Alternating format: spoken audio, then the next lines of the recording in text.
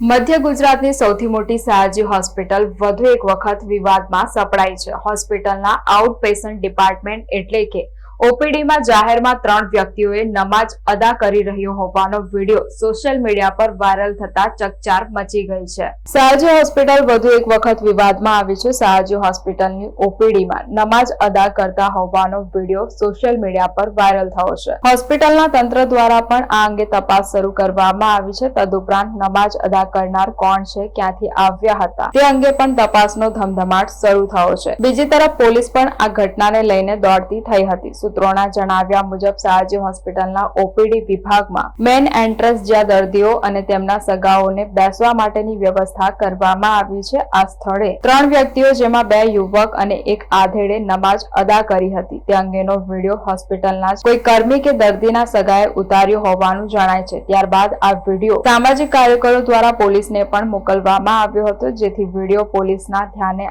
આવતા પોલીસ પણ દોડતી થઈ હતી। પોલીસે હોસ્પિટલમાં જઈ આ અંગે તપાસ પણ શરૂ કરી છે।